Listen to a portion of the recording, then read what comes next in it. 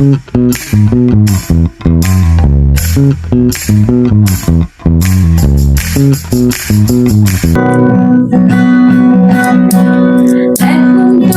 সময় ভালোবাসার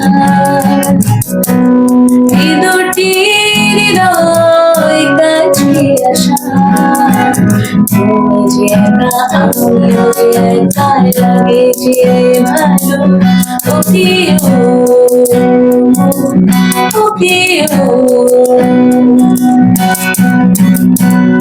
এখন তো সময় ভালোবাসার এই দুটি হৃদয় কাছে আসা, তুমি যে একা আমিও যে একা লাগে যে ভালো, ওকেও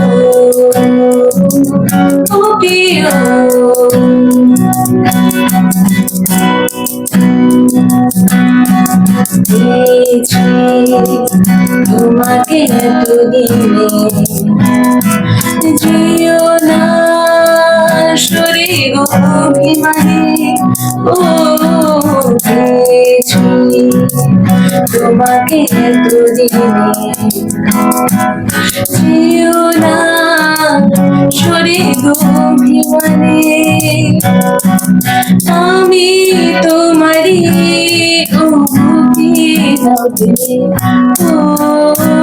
এখন তো সময় ভালোবাসা এই দুটি হৃদয় কাছে আসা, আমি যে একা লাগে যে ভালো,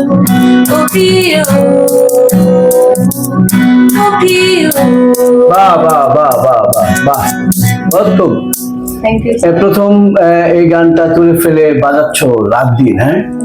আনন্দ প্রথম শুনিয়েছিলাম আম্মুকে গানটা ওঠানোর পর গিটার, তারপরে তোমার ইচ্ছে হলো এই গানটা, খুব সুন্দর একটা গান, ছিল আমার গান। তো এই তো তোমার গিটারের সাথে জার্নি শুরু হয়ে গেল। হ্যাঁ, গিটারের সাথে জার্নি হয়েছে, সেটা কোন বয়সে? স্যার গিটারের সাথে জার্নিটা আসলে ক্লাস 9 থেকে শুরু হয়েছে। এটা আমাকে গিফট করেছিল আমার আপু। কারণ আমি খুব পছন্দ করতাম, আমার গিটার শেখার ব্যাপারে তার আগ্রহটা অনেক বেশি ছিল। তো তখন থেকেই আস্তে আস্তে গিটার শেখা শুরু করা, এখনো শিখছি। তো গিটারের প্রতি স্যার একটা অন্যরকম ভালো লাগা, ফ্যাসিনেশন আছে। আচ্ছা, আর আরেকটা হচ্ছে যে এই যে সংস্কৃতির মধ্যে থাকা, সচরাচর দেখা যায় যে তোমাদের বয়সী মেয়েরা আড্ডা দিচ্ছে, মস্তি করছে, ঘুরে বেড়াচ্ছে, কেউ হয়তো অন্য কাজ করছে, তো তা সবকিছু ফেলে তুমি সঙ্গীতকে বেছে নিয়েছো এবং সঙ্গীত অন্তঃপ্রাণ হয়েছো। তুমি সঙ্গীত ছাড়া নিশ্চয়ই তোমার মনে হয় যে ইনকমপ্লিট হয়ে গেল, তাই তো? তো এই করতে করতে তারপর পড়াশোনা ইন্টারমিডিয়েট শেষ করে তারপর স্বপ্ন বুনতে শুরু করলে ঢাকা বিশ্ববিদ্যালয়ে পড়বে, এরকম কিছু? না স্যার, আসলে আমার বড় বোন মানে আমার আপু ঢাকা ইউনিভার্সিটিতে পড়তো, পলিটিক্যাল সায়েন্সে। তো সে যখন ফাইনাল ইয়ারে ছিল তখন আমি এসেছিলাম ঢাকাতে। তো তার খুব ইচ্ছা ছিল আমাকে আমার মিউজিকটা নিয়ে, গান নিয়ে। আমি এসেছিলাম আমাদের ডিপার্টমেন্টে, আমি ক্লাস 8-এ পড়তাম তখন, 2019 সাল ছিল। তো স্যার আমি যখন আমাদের ডিপার্টমেন্টের দরজার সামনে দাঁড়াই, ডিপার্টমেন্ট অফ মিউজিক লেখা ছিল, আপু আমার একটা ছবি তুলে দিয়েছিল। তো আপু বলেছিল যে এটা আজকে আমি পোস্ট করব না, তুমি যদি চান্স পাও তাহলে সেদিন আমি এটা পোস্ট করব। তো স্যার সেই দিন থেকে, সেই 2019 সাল থেকে ইচ্ছা যে আমি, সেটা পরে পোস্ট হলো কবে? আমার চান্স পাওয়ার পরে। মানে তোমার বড় আপু তোমার স্বপ্ন বুনে দিল এবং তোমার মধ্যে সুরের দানা বেঁধে দিল এবং স্বপ্নের জাল তৈরি করে দিল। তুমিও স্বপ্ন দেখছো ঢাকা বিশ্ববিদ্যালয়ে পড়বে। আচ্ছা, ঢাকা বিশ্ববিদ্যালয়ে ভর্তি হয়ে গেলে, তো এখানে তো আসলে ইউনিট হিসেবে ভর্তি হতে হয়। তারপর তোমার সঙ্গীতের এই যে লিস্ট থাকে, এই লিস্টে তুমি সঙ্গীত কত নাম্বার দিয়েছিলে? আমার চয়েস লিস্টে ফার্স্টে ছিল। ফার্স্টে ছিল, বাহ! তাহলে তো তোমার স্বপ্ন অনেকটা পূরণ হয়েছে এখন। আর সুরের স্বপ্ন তো আসলে চলমান, সুর তো আসলে, সুরের স্বপ্ন তো শেষ হয় না, এটা শুরু হয় কিন্তু শেষ হয় না। না স্যার। তো এই সুরের সাথে থাকতে থাকতে নানা ধরনের গান শুনছো, নানা ধরনের গান গাইছো, ভালো লাগার গান নানা ধরনের। তো কি কি ধরনের গান ভালো লাগে, এর মধ্যে থেকে আরেকটি গান শুনবো আমরা। স্যার আমি আসলে ছোট থেকে রবীন্দ্রসঙ্গীত গেয়েছি বেশি, কিন্তু আমি এখন আমার বিভাগে ভর্তি হওয়ার পর থেকে লোকগান, ফোকের প্রতিও আমার একটা আকর্ষণ সৃষ্টি হয়েছে। তো স্যার আমি একটা ফোক, হ্যাঁ নিশ্চয়ই নিশ্চয়ই, ফোক ফোক আমাদের তো জাতীয় জিনিস, ফোক জাতীয় গান।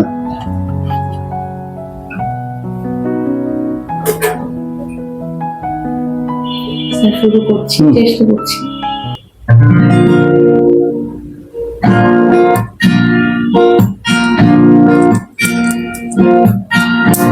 জ্বালা দিয়ে গেলাম রে নয়নের কাজল পরাণের বন্ধুরে, না দেখিলে পরাণ করে।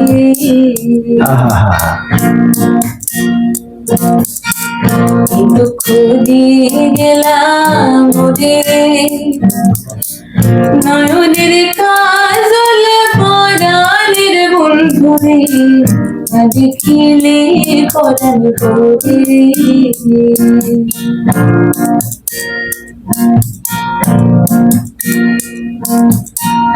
না রাখি মাটিতে, না রাখি মাটিতে, না রাখি পালঙ্কের উপরে, না রাখি মাটিতে, না রাখি মাটিতে, না রাখি পালঙ্কের উপরে। সিদ্ধির সিন্দুরে রাখিব বন্ধুরে, সিদ্ধির সিন্দুরে রাখিব বন্ধুরে, ধীরে সমরে। জ্বালা দিয়ে গেলাম রে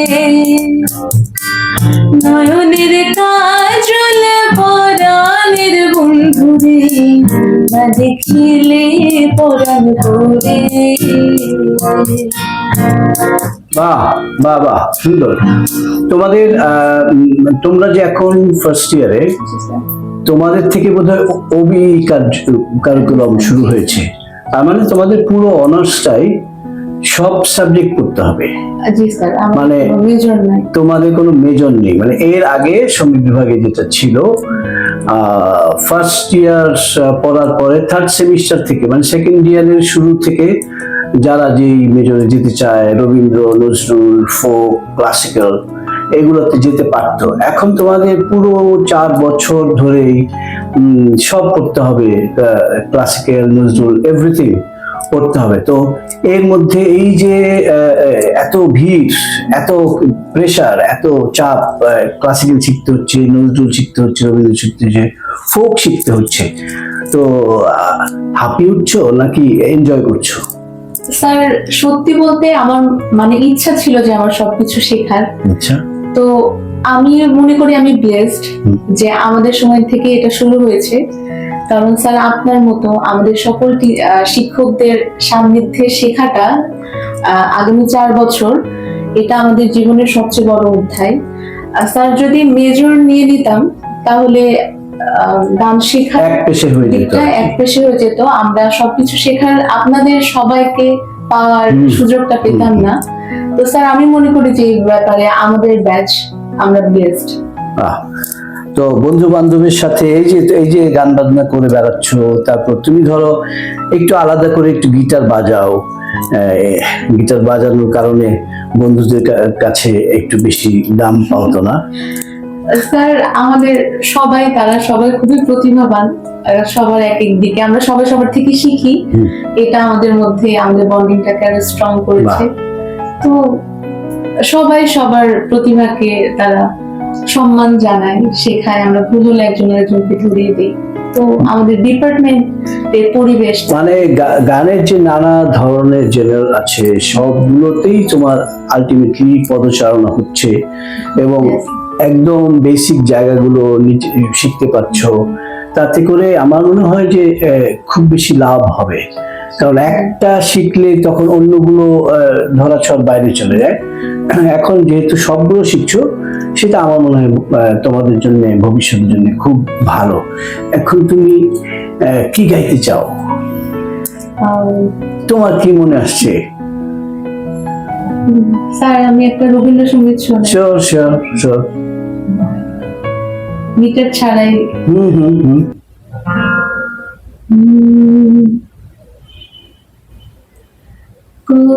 কতবার ভেবেছি আপনার ভুলিয়া, কতবার ভেবেছি আপনার ভুলিয়া, তোমার চরণে দেব হৃদয় খুলিয়া, কতবার ভেবেছি আপনার ভুলিয়া।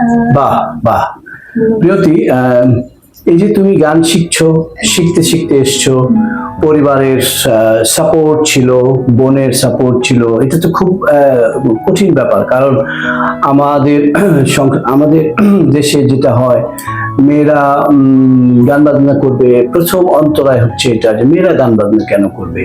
তারপর ধরো অনেক রকমের বেগ পেতে হয় গান গাইতে গেলে। তারপর আবার তোমার বায়না ছিল গিটার শিখবো, সেই বায়নাও বাড়ি থেকে মেনে নিচ্ছে। তার মানে তোমার পরিবার খুবই সাপোর্টিভ তোমার গান বাজনার বিষয়ে। তো তোমার এই যে তোমার পথ চলা, এই যে তোমার সুরের সাথে জার্নি, সুরের সাথে সংসার করছো, এই তোমার কি উপলব্ধি? স্যার আসলে সঙ্গীতটা আমার কাছে শুধুমাত্র, এখন আমি এটা নিয়ে পড়াশোনা করছি, শুধুমাত্র পড়াশোনার বিষয় বা শেখার বিষয় না, আমার আত্মার শান্তিরও বিষয়। আমি এটা অনুভব করি, চেষ্টা করি। আমার নিজেকে একজন প্রতিষ্ঠিত আর্টিস্ট হিসেবে দেখার ইচ্ছা আছে, কিন্তু স্যার আমার প্রধান ইচ্ছাটা হলো শেখা। আচ্ছা স্যার মানে আপনার সামনে বসে কথা বলতে পারছি, এটা আমার অনেক বড় প্রাপ্তি। কিন্তু স্যার আপনি মানে আমরা সবাই জানি যে মিউজিকের পরিধিটা আসলে কত বিশাল। তো এখানে তো শেখার শেষ নাই। তো স্যার যেহেতু আমি সুযোগ পেয়েছি শেখার, তো স্যার আমি শিখতে চাই। আর এটা আসলে আমার মানে আমার জীবনের সবকিছু। আমরাও আসলে চাই যে প্রিয়তি এবং যারা প্রিয়তির মতো এরকম সঙ্গীতকে ধারণ করতে চায় বা ধারণ করে বা সঙ্গীতকে নিয়ে জীবনে অনেক দূর পর্যন্ত যেতে চায়, তারা আসলে অনেক দূর যাক। তার জন্য আমাদের নিজের যে দায়িত্ব অ্যাজ এ টিচার, আমরা এটা করে যাই বা করে থাকবো। এবং আমরা দেখতে চাই যে প্রিয়তি বা প্রিয়তির মতো যারা গান বাজনা করে আমাদের স্টুডেন্ট, তারা অনেক দূর এগিয়ে যাবে। আমরা বলবো এরা আমাদের স্টুডেন্ট। এই সময়ে যেন আসে আমরা প্রিয়তির কাছে আরেকটা গান শুনবো। স্যার আমি আরেকটা ফোক গান। গান সবই গান।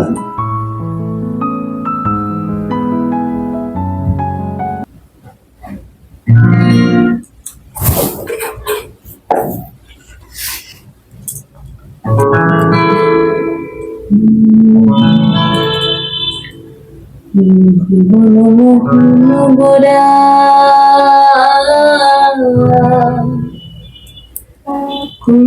নিজনার মনোহরা,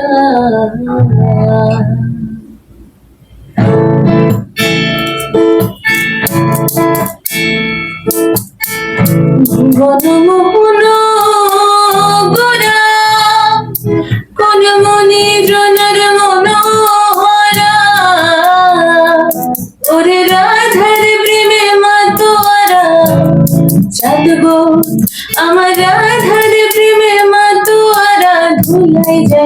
অনুরাগরে যেতে চলে যেতে দেব না, আহা। না যেতে দেব না, না না না যেতে দেব না, তোমার হৃদয় মাঝারে রাখবো, ছেড়ে দেব না, তোমার হৃদয়ে রাখবো, ছেড়ে দেব না। ছেড়ে দিলে সোনার গোরার পাবো না, খেপা ছেড়ে দিলে সোনার গোরার তো পাবো না, না না না ছেড়ে দেব না, আহা। তোমার হৃদ মাঝারে রাখবো, ছেড়ে দেব না।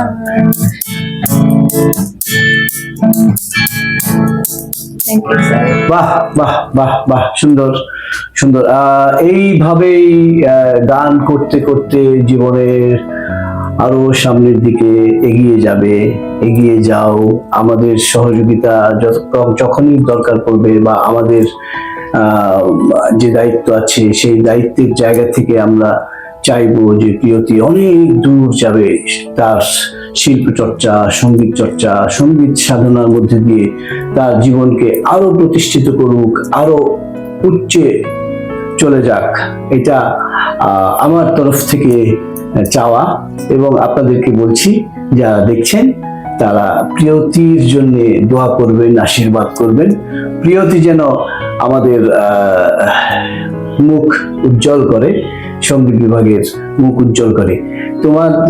তোমার বন্ধুদের প্রতি বা যারা লিসনার তাদের কাছে কি তোমার কিছু বলার আছে? প্রথমে ধন্যবাদ স্যার আমাকে সুযোগ দেওয়ার জন্য। অনেক বড় প্রাপ্তি এটা যে আমি আপনার সামনে বসে কথা বলতে পারছি, আপনাকে গান শোনাতে পারলাম। আর আমাকে যারা আজকে দেখছেন তাদের কাছে আমার একটাই চাওয়া, সবাই আমার জন্য দোয়া করবেন, আমি যেন গান শিখতে পারি, আমার দেশের জন্য আমি কিছু করতে পারি এবং শেখাতে পারি, অনেকে যাতে উৎসাহিত করতে পারি গান শেখা, গানের ব্যাপারে। সবাই আমার জন্য দোয়া করবেন। ধন্যবাদ সবাইকে। আজকে আমাদের সাথে আমাদের সুরের গল্প অনুষ্ঠানের সাথে থাকার জন্য সকলকে আবারও ধন্যবাদ। টাটা।